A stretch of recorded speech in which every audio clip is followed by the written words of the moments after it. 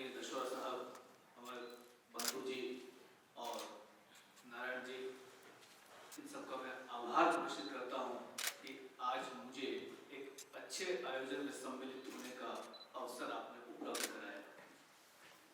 ये एक अनूठा काव्योत्सव है कि जिसमें मुझे नारायण जी ने आमंत्रित किया और जो परिचय मेरा दे रहे हैं कि ये हमारे महाविद्यालय के अधिष्ठाता हैं, ये मेरी बहुत नई नई पहचान है। मुझे एक पखवाड़ा भी नहीं हुआ होगा अभी, लेकिन जो कवि अभी यहाँ पर आए और कुछ अपनी विपदा, कुछ अपने अनुभव बताए कि कैसे आज वो पहली बार मंच पर आए हैं या इस माइक पर आए हैं, तो मैं कहना चाहता हूँ कि साथियों, माइक पर पहली बार आने का एक भय और अवसर दोनों साथ साथ आते हैं। मैं ये मानता हूँ कि ये अवसर मेरे जीवन में भी आया था और किस रूप में आया वो एक छोटी सी वानगी मैं आपको सुना भी देना चाहता हूँ। हम आकाशवाणी के उदयपुर केंद्र से बोल रहे हैं। मीडियम वेव 6 मीटर यानी 1125 किलोहर्ट्ज पर। आइए हम सुनते हैं मधुशाला साहित्यिक परिवार और नवीन फाउंडेशन के संयुक्त तत्वावधान में आयोजित होने वाले काव्योत्सव को।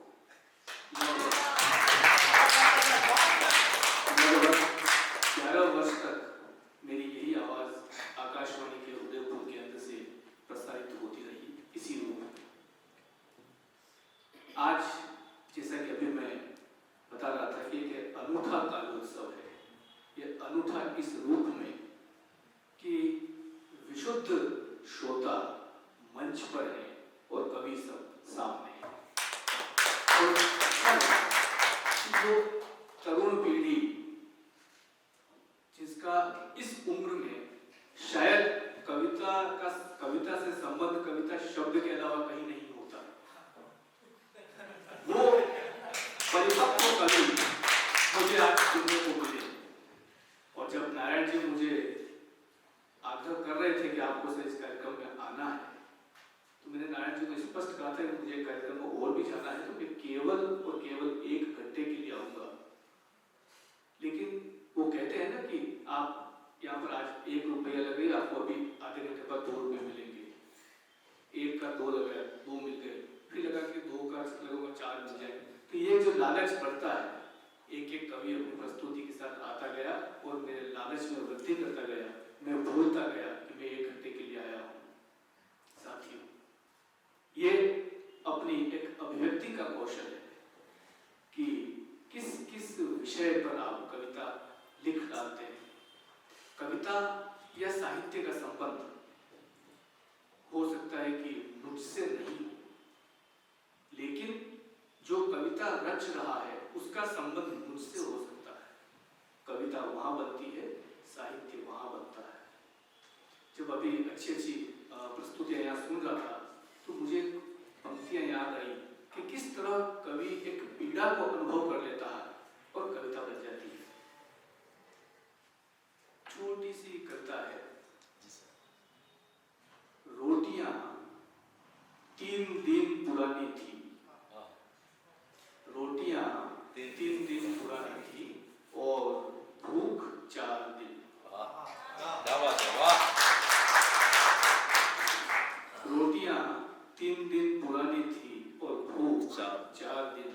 बड़े आराम से खा गया गरीब वो रोटियां, क्योंकि भूख के मुकाबले रोटी ताजी।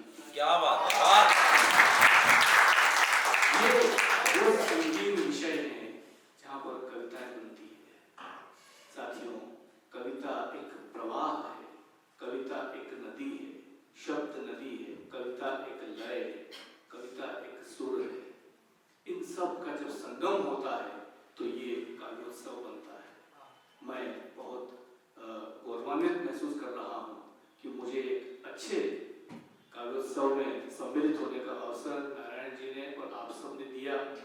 लेकिन मैं आप सब से दो चीज की क्षमा मांगना चाहता हूँ। एक तो मैं देरी से आया और दूसरा इस बात की क्षमा मैं अग्रिम मांगना चाहता हूँ कि मुझे वापस जल्दी भी जाना है। हालांकि अब जल्दी जैसी बात कोई रही नहीं है, फिर भी मैं आप सब लोगों के लिए कहना चाहूँगा कि जो कवि मुझे आज यहाँ सुनने को मिले, शायद ये पहला अवसर होगा कि इतने कवि इतने कम शब्दों में इतना विराट अनुभव अपना यहाँ पर बता के चल दिए।